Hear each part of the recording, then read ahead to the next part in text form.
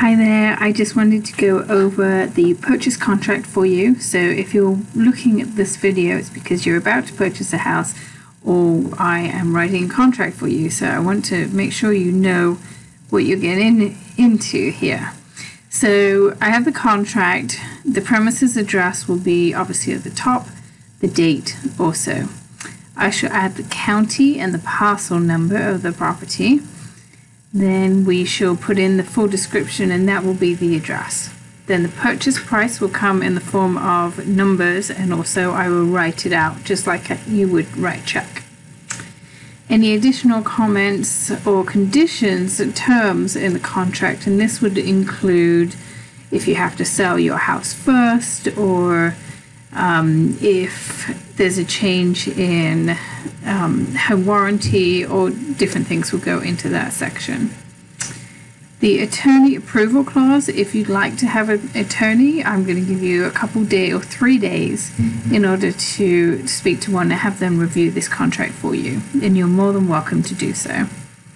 Financing portion, you will initial, so I'll go through and assign for you to initial. This one will be if you're paying cash, and then we have to give proof within so many days. This one is contingent on finance. So if you're asking for financing, then you will be signing here. Typically, we will have the pre-approval letter before, so you'll be signing in this position. Or if we're waiting for one, then I'll have you sign here, but that's unusual. Most contracts today won't even be looked at if we don't have a pre-approval letter ahead of time for you. Then we'll say you'll have 7 days to complete your full application. We'll note the type of loan, and that's going to be either conventional, FHA, VA, or USDA. Going down here, obviously you're free to read through all of this. I can send you a copy ahead of time before you sign anything as well if you wish. Loan commitment will be 30 days, and that's typical. Sometimes it's 35, but it's rare. If anything, it would be shorter. The appraisal contingency, this means if the appraisal on the house that you're purchasing is completed, and if it comes back lower than expected, we'll have 3 days to renegotiate the price. If it comes exactly in at the contract price, then you're good to go. If the appraisal comes in higher, then that's great for you, because it means you have instant equity in your house, and the seller will not be able to raise the price on you either. That's just good.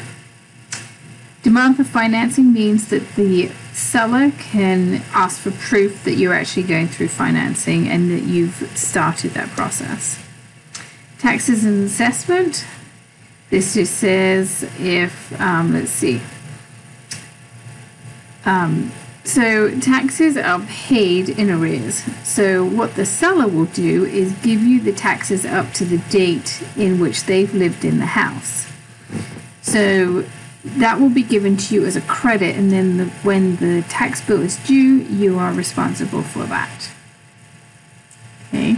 This section here is completed if there's any community development charges, okay, happening in the area.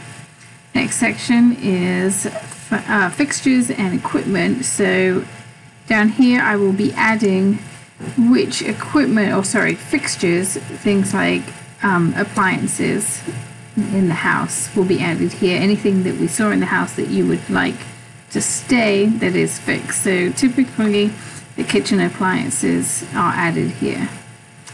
Anything specifically that you want removed, this is anything that's fixed. So if you have your own appliances, we'll ask for them to be removed. If there's a hot tub or a swing set or anything like that that you think they might leave behind but you don't want, then we will add those there. Also leased items, anything that we know of that is leased that we need to add. Inspections and tests, I fully recommend you have an inspection completed. I have a list of inspectors on my website you can look through. They're ones that I've just worked with or recommend. And and you'll have 10 days to complete that inspection and also submit your first request of remedy. So the request of remedy is those items that you would like to have fixed prior to moving in or closing. And once you submit your request of remedy, or after that 10-day period, you'll then have 5 days between you and the seller to decide who's doing what, if they're paying you, if you're paying for what. You have 5 days to come to an agreement. Now, it doesn't have to be completed in 5 days, but it has to be an agreement within 5 days, and then items need to be completed by closing for you, or actually the final walkthrough.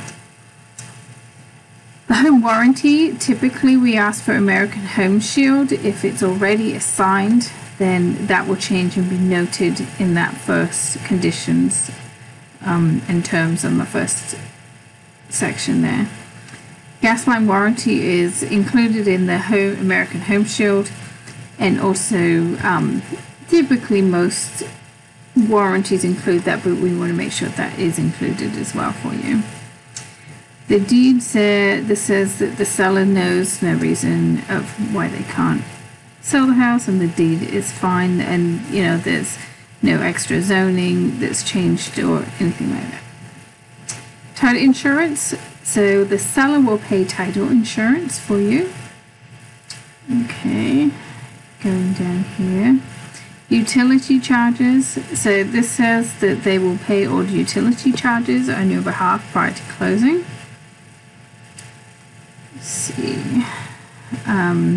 Okay, damage and destruction. This says that the client or the seller will leave the house in the condition that you saw it when you did your first walkthrough and decided to purchase the house.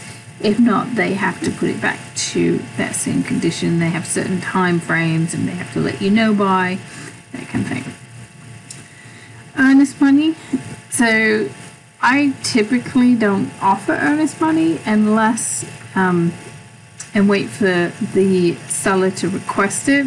It's typical in certain areas in south of Columbus at the moment, and southeast, typically no earnest money is taken, but don't be surprised if it's asked for. I have a whole nother video on earnest money, so check out my webpage to review that, or simply ask, I'll send you the link.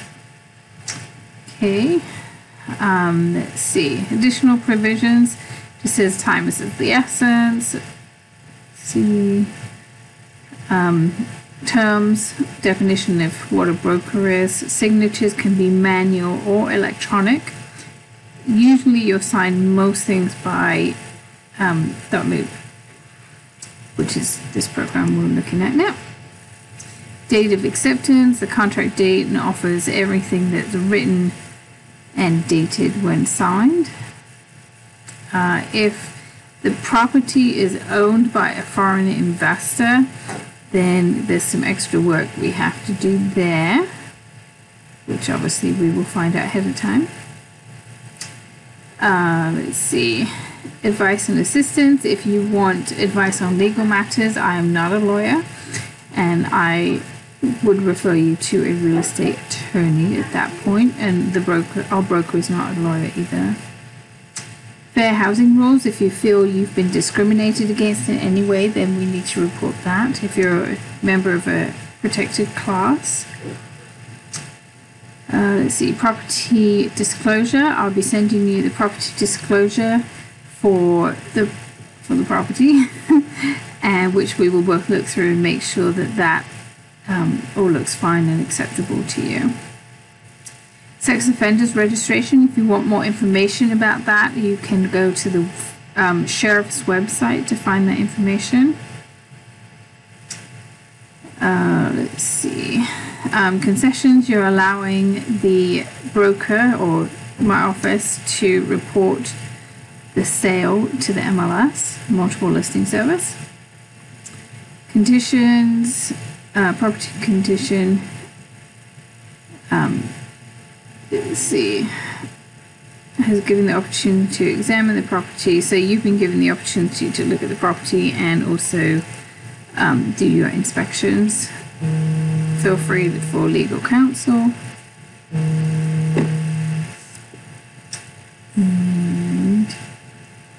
closing. Oh, agency disclosure. This is another form to sign. It just says who your agents are.